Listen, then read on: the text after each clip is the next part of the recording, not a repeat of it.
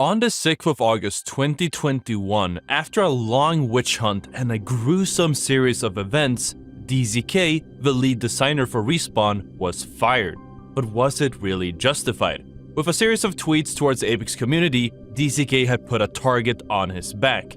But at the end of the day, did the Apex community go too far? After planning to buff Caustic's gas traps with the Fight Night Collection event, citing Caustic as the worst legend in the game based on win rates, DZK made himself known to the competitive, the pro, and streamer community as early as January 21, where in a discussion with another Apex Legends fan regarding Caustic's balance, DZK explained that he had decided to do a quick buff to Caustic after doing a few playtests. As a response to his tweet, TSM's Imperial Hal responded with this Michael Scott gif from The Office, where he says, no God, please no, no, no, no, bringing the discussion to attention to all of his fans, who immediately blew the tweet up with negative reactions. DZK responded by belittling Hal, saying that he should wield his fanbase with more responsibility, and when Hal answered to this, DZK doubled down by saying that Hal refused to take responsibility. This brief stint was met with a lot of disdain from the competitive community and made the rounds on the competitive Apex subreddit, with Snipedown going as far as to responding to the thread and stating that DZK was the one refusing to take responsibility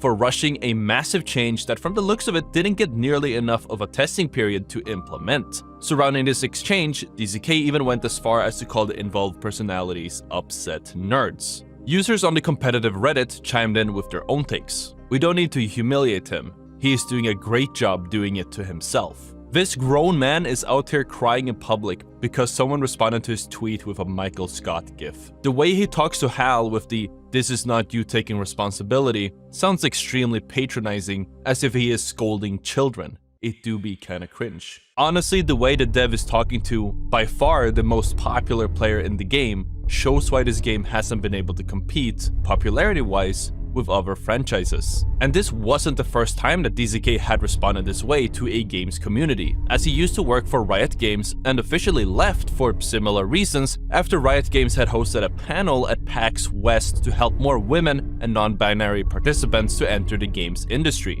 This panel was a direct result of an investigation launched by Kotaku, which have found that Riot had a workplace environment where women were systematically disadvantaged and in which they had been regularly hit on, talked over, publicly insulted, and passed up for promotions that were given to men, all as a direct result of Riot's obsessively curated culture, which fixates on what they call core gamers. With the announcement of the panel on August 31st, 2018, the League of Legends subreddit was in turmoil. The PAX session offered resume feedback as well as presentations on art design, game production, narrative writing, and cosplay, and men were not welcome at the event.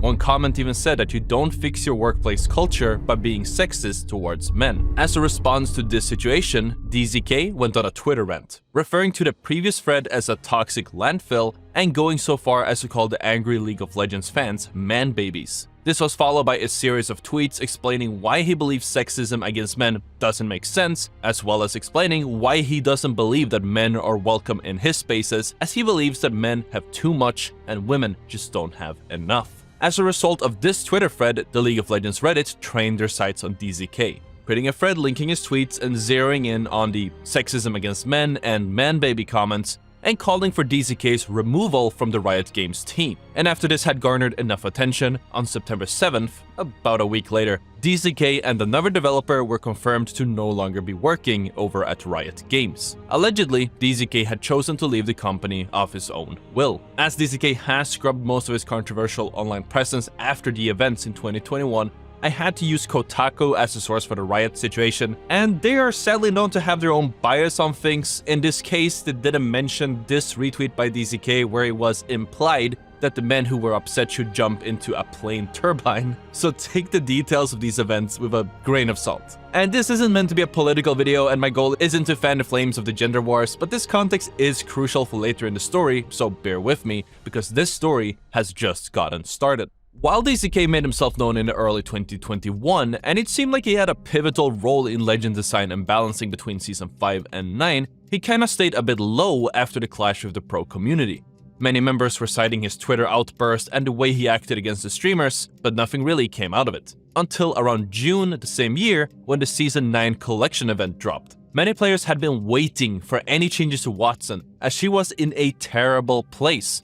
And when going through the patch notes, the only change she had received was that she now could place several Nessies on the map at a time. That was it. In the Reddit patch notes post, DZK defended the decision not to buff Wattson as she was awfully strong and sported very high win rates. Not really taking into account that while Wattson has high win rates, the small group of people that do play Wattson have a very specific win-oriented playstyle. Sweet Dreams, a current pro for NRG, said as much on Twitter when responding to a Wattson-related post by the developer, and was then met with a dismissive comment from DZK about how he didn't know what he was talking about, and of course, being the lead designer, DZK knew better. Reddit immediately picked up on his exchange, and I even threw a take in there for good measure. There were also a few memes and posts about the situation, directly quoting the definition of awfully strong DZK had made earlier. And this seemed to be a common theme whenever DZK got into an argument around game balance. All of his decisions were made based off analytics and analytics alone, seemingly not looking at a larger picture. And as such, he would find himself disagreeing with the pro community on several topics. For example, do you guys remember Seer on release? I've covered it many times on this channel, and if you think Seer is annoying nowadays, he was incredibly busted when he was released with Season 10. Seer's passive sensor spikes used to be much faster, and if you somehow managed to point your passive in the general direction of the enemy, but you were somehow off target, there would be a small arrow guiding you towards where exactly they were. This ability had a range of 75 meters, but if your enemy happened to be farther away, it still told you, with the reticle lighting up blue instead. And holding your passive up didn't slow you down at all. And while this tactical is annoying nowadays, with the way it cancels your heals and reveals you, wait until you hear how bad it was on release. Despite all of the wacky effects it has today, of scanning someone for 8 seconds, cancelling heals, silencing them, and showing their health over their head, it also detonated faster, did 10 damage, flashed your screen and blinded you, made your screen shake, and it didn't have a movement penalty. Just check out this clip from a tournament back then. On in there! Get in there! Oh damn. I got him.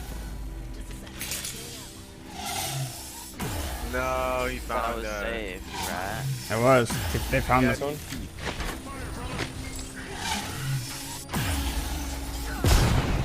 And what if I told you that DZK directly oversaw this absolutely broken legend? Because prior to the patch, with the release of the patch notes, he had defended the legend and the tactical itself, calling it super high precision and likening it to a sniper rifle, being a tunnel about big enough for one legend. And as we all know, that was certainly not true. Followed by the release of the absolutely overpowered state of Seer in a Reddit post on the 5th of August 2021, the user ClawMeDaddy made a post on the main Apex subreddit stating, "I think we can all agree Respawn needs a new lead balancer," accruing over 5,000 upvotes, which was met by Aridi, a Respawn developer, responding with a resounding nah. But not being liked by some dudes who play video games in front of people hasn't really been grounds for getting fired. So exactly what happened? What eventually ended up being the tipping point for DZK's career was an old blog of his. This blog from 2007, called I Am Daniel's Angry Rant, featured some pretty misogynistic remarks, for example calling women emotional for having what he called moron chromosomes, and in another post likening his African neighbors to animals. When the posts came to light, EA told Fanbyte that its HR department is investigating, and a few days later, DZK was fired. The former lead designer announced this in a lengthy Twitter thread, along with his thoughts on the situation, stating that he agrees that someone saying the things that he had said back in 2007 should get fired, adding that he had worked hard on bettering himself ever since, and adding that EA and Respawn were well within their rights to terminate him. And one could argue that's probably what we saw happen at Riot, where the way he expressed himself and defended the act of excluding one gender for the sake of diversity was more or less the opposite of the DZK that we had seen in this blog post from 2007.